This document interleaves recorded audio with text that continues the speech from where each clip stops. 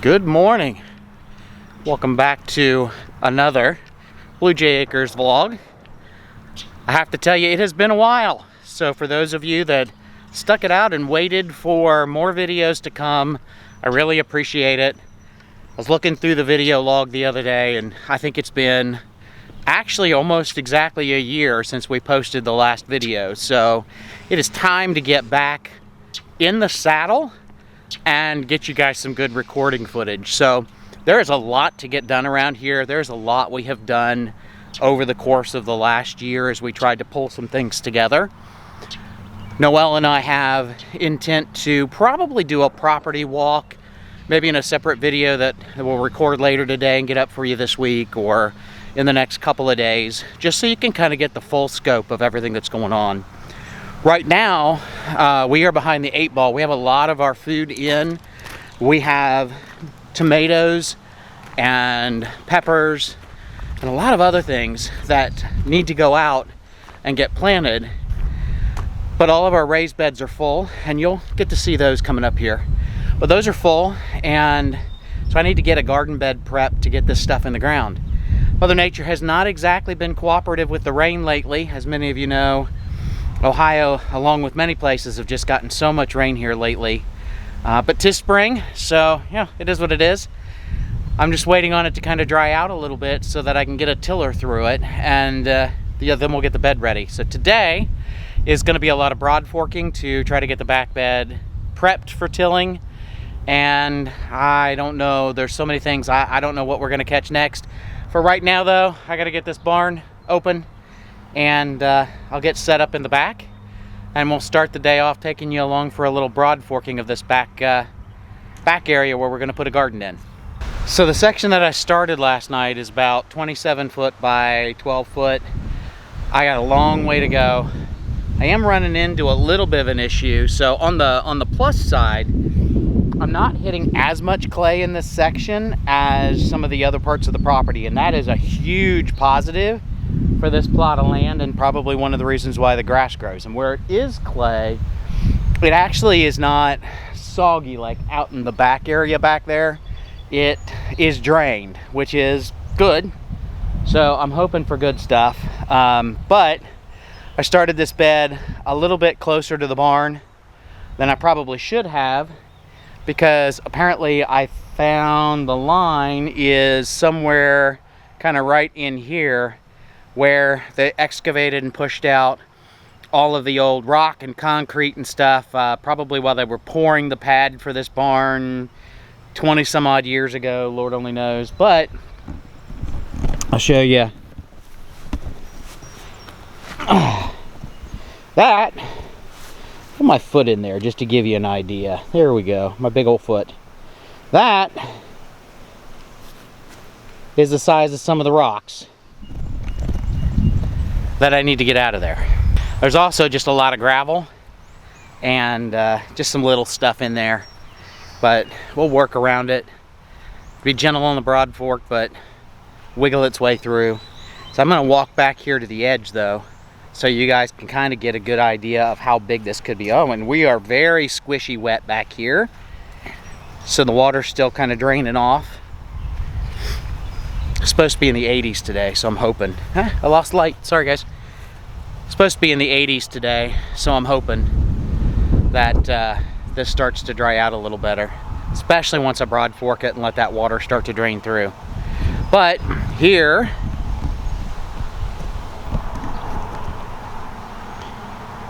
it's kind of a view from the back on what we want to turn into a garden bed.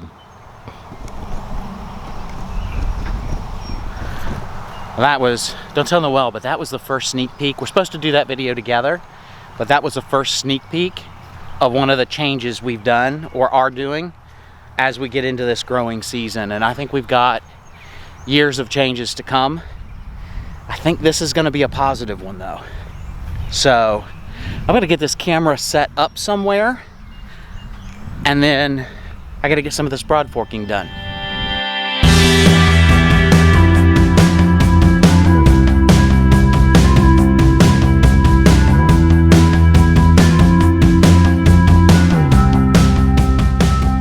Alright, I had to take a break for two things that are a homesteader's best friend.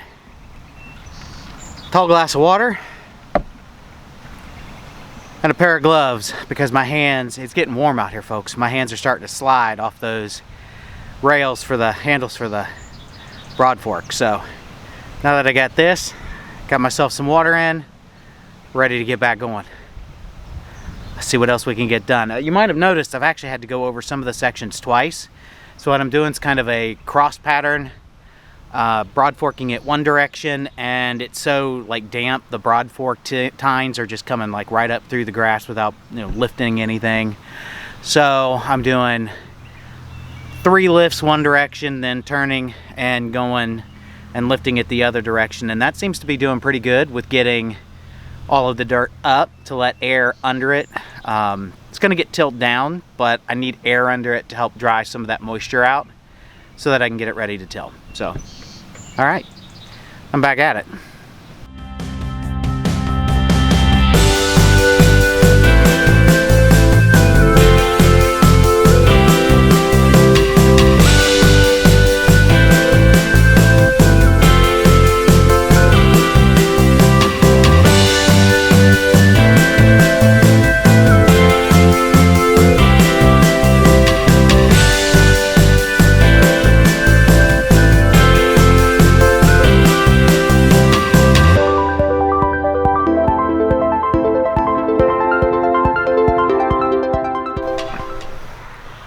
We are about 86 degrees, maybe 87 right about now.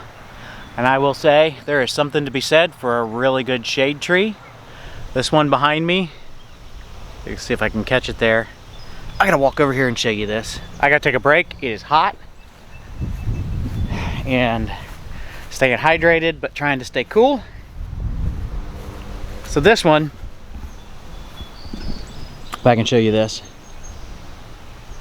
I am not really sure why this tree is still standing, but it is, and it is giving me a bunch of shade over here. So kudos to the tree for surviving all the high winds and everything else we have. Of course, as soon as I say this, it'll probably blow down now, but you know what? It's doing its job for today. Absolutely enjoying it. Good, cool place. So I'm gonna chill for a little bit, and then I'll get back at it.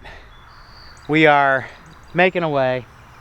Oh, this one, when it's done, that will be about half the size of the bed that we need to have. This is about 24 feet, give or take, I think, wide. About 60 feet long. May have said that already. But I still need to do the other side. So this is where it's the wettest. So this is where I really wanted to make sure I got in and got that taken care of. And it does look like it's drying out. I'm hoping to be able to get a tiller in this tomorrow so that I can get it done and get plants in the ground Tuesday, Wednesday, somewhere right around in there, because they are long overdue. But you know what? It's been a little bit warmer in the fall than it normally is, so I think we're gonna be okay. We're just gonna get a later crop as long as I get them in before they're dead.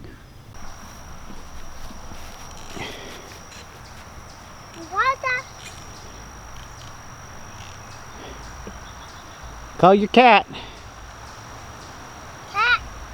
Come.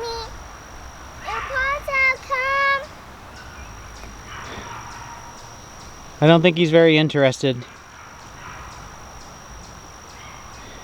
that a camera? That's a camera. I know that one. And that's reinforcements.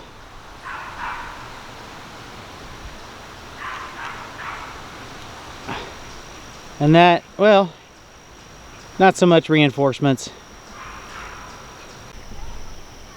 All right, well, since I have help, I'm gonna go ahead and break the tiller out and see if I can at least start to till up what I did last night on part of the corner where it looks like it's drying pretty good. And hopefully this bed will start to come together pretty quick.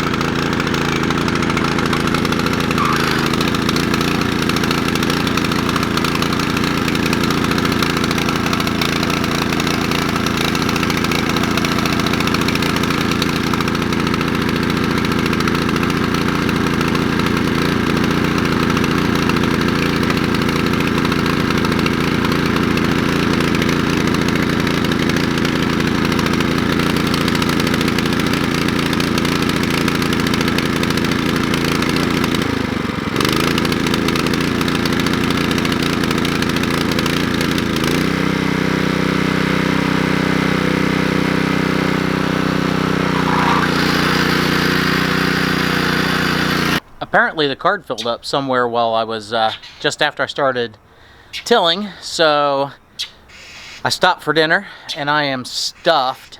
We had some kielbasa and corn on the cob, and I don't think I could have eaten enough corn on the cob to satisfy, but I am stuffed. So on the bright side, it's a lot cooler now. I didn't get as much done out there as I wanted to, so I'll probably wrap today up with me ending with that. Ash has got a bunch of her friends coming over. She graduated this year and they are putting our pool to good use. So we'll have them coming here in a few. I actually bought 4 bags of poultry feed, I don't know, probably 3 days ago. And it's still in the back seat of my truck, so I've got to get that out. And we are just using some kitty litter totes that have been washed out, but we're using the kitty litter totes to put all that poultry feed in for the chickens and the chick start, because it's at 20 pounds, it is easy enough, maybe 25 because you can overfill them. It is easy enough for Kate to carry back and forth because she is definitely my chicken girl. So if anyone was going to wear a crazy chicken lady t-shirt, it would be her. But you'll get to see more of the chickens on the upcoming video where we kind of do a tour. Just know that there are a lot now. So when they talk about chicken math is definitely a real thing. So I'm going to get that out of my truck. And Kate is supposed to be bringing me some containers so we can get some of this poured out. And then I'll fold these bags up and put them away because I actually repurposed the bags. We'll get into that another time. So I'm going to get this stuff out of my truck. So I actually took and put pouches on the front of these containers, and this one was the layer crumbles for the chickens.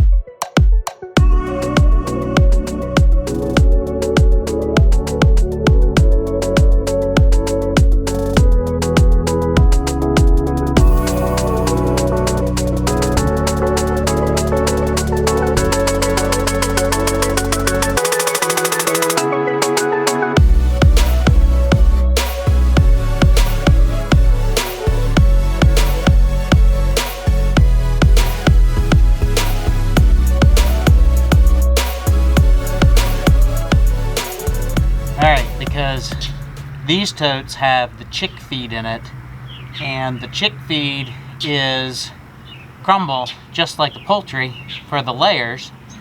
I thought I'd better get some labels in this one to make sure that you could tell the difference between the two. So sacrifice the bag, but I can definitely tell what's in these 2 containers.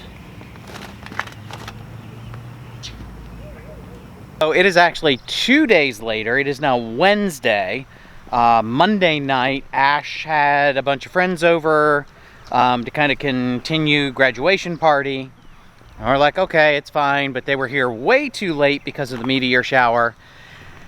And yeah, so we were wiped out yesterday and didn't get anything done. So I'm just going to add this footage to the end of the video you're watching now, even though it's a couple days later, and then I'll close it out. But Noelle texted me today. She's like, what about putting our tomatoes and pepper plants in the run that we had reserved for raspberries and blackberries? Because we have 3 blackberry plants in, but the rows are 32 feet long. So I think you're going to get a sneak peek at a little bit of that. I need to get the I need to get the raspberry row dug out, and I've already got the dirt sitting there to put it in. It's that 50-50 compost mix that I mentioned. So I need to get that dirt put in there. But then I'll be able to put the tomatoes in the one of the 32-foot runs, and I have most of the other 32-foot run minus probably about 3 or 4 feet, maybe 5 feet, because it's got blackberries in it that I can use for peppers. And that will get them out of the greenhouse, especially some of the larger ones that are sitting in there and really need to get transplanted just because of size.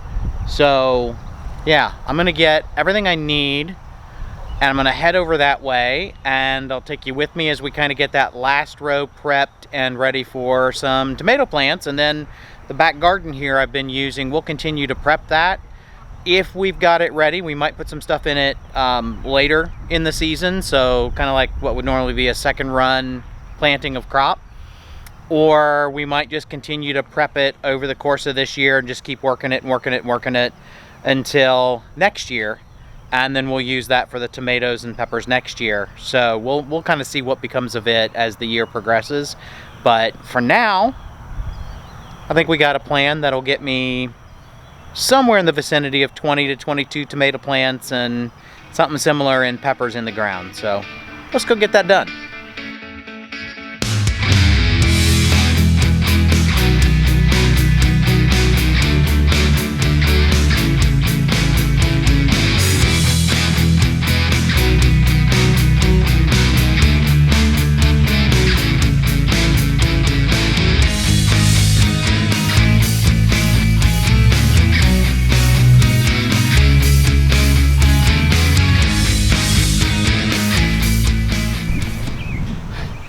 All right, so there you got just a little bit of a sneak peek at some of the things we got going on if you were kind of paying attention to the run. But like I said, we will catch all that in another video.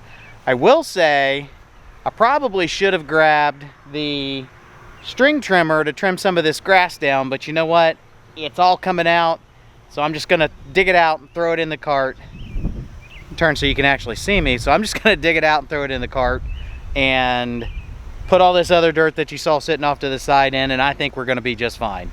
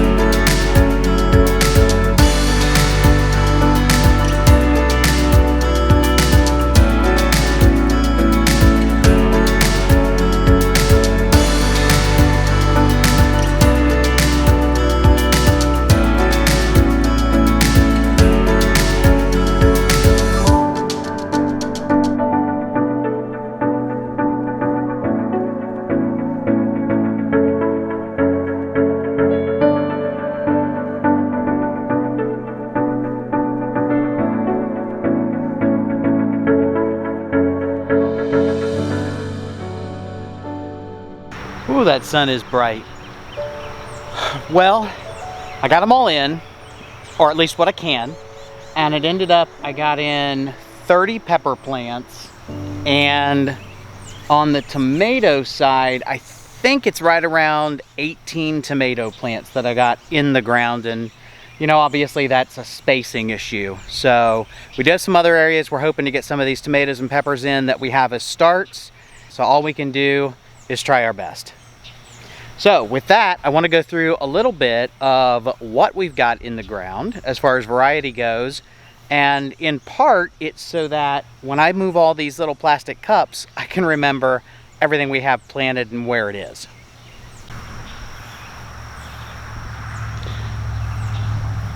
So for a start, the 5 tomato plants at the end of this first row are all going to be Roma. And we did have some other varieties like Rutgers we could have put in, but this way we just had all the same plant so that it was just easier to remember what it was. And then of course we have all of these peppers, which I'll go into in a minute.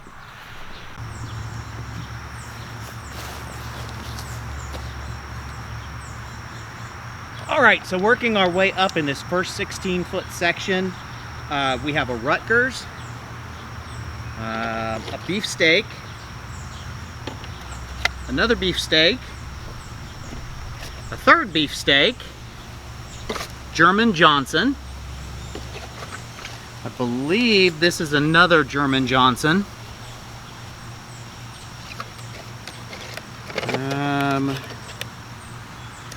I believe this one is going to be a black creme. It was faded, but I'm pretty sure that was the variety we had for that. And then a flavor bomb. So I'm really interested to see what those look like this year. All right, and so in this section, which is really not quite a full 16 feet because I have blackberries in it, we have a second flavor bomb, a third flavor bomb. We have a volunteer tomato. It just sort of grew out of nowhere and we have no idea why, so I'm just gonna leave that be. But then we go into, I believe, 3 yellow pear. Now we tried the 2 yellow pear and a mortgage lifter. And we tried both the yellow pear and the mortgage lifter last year, and the yellow pears died off as starts, so it'll be really interesting to see if we get those to grow. All right, and I'm gonna kind of barrel through on these. So we had 2, 3, I think this is the same, 4, 5, 6. So we have 6 regular green pepper plants. And then on the sweet banana pepper, we have 3, I believe. Yep, that's sweet. So it's 3 sweet banana. Then we move into big red.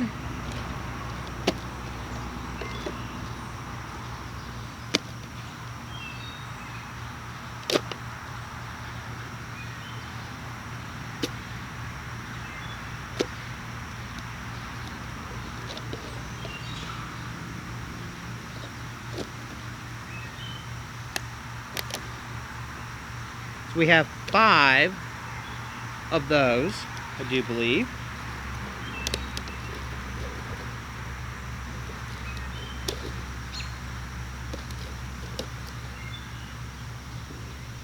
2, 3, 4, 5, 6. Nope, that was 6.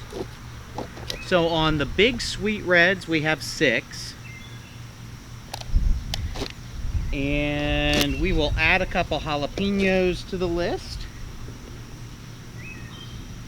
And then we move into, well, that's another jalapeno. So 3 jalapeno,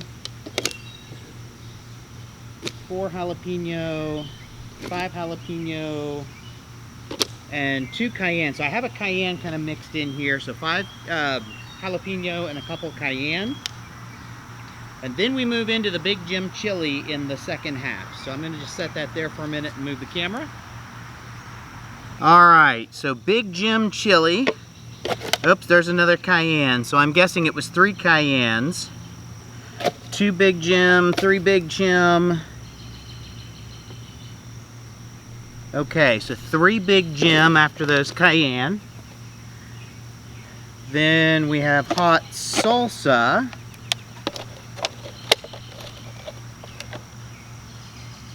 Which is 2. And a gypsy sweet, which there are 2.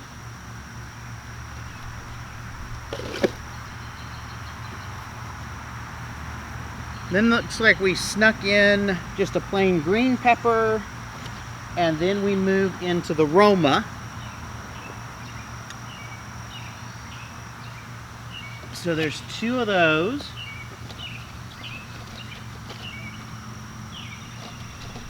I think that is also a Roma and another Roma. So that is a rundown of what we put in the ground today. I think with that will officially wrap up this particular video. It is probably going on about 8:30, somewhere around in there based on the sun. I will put stakes in the ground on these in the next few days on the peppers, and the tomatoes I will probably, because they are on the same row, the majority of them are on the same row as the blackberries, and we will grow more blackberries in the future. This is just a temporary. So I will go get probably some cattle panel, put some T-posts in, and make a trellis out of that so that I have something to actually support those blackberries, because they definitely need, as you'll see after I weed them actually, I got a string trimmer right around those. But as you'll see, they're growing really well. They are just the ones we planted last year, so I'm looking forward to showing you guys more of that. Stay tuned. Watch for a homestead tour coming up soon. Thank you so much for watching, and we'll catch you on the next Blue Jay Acres.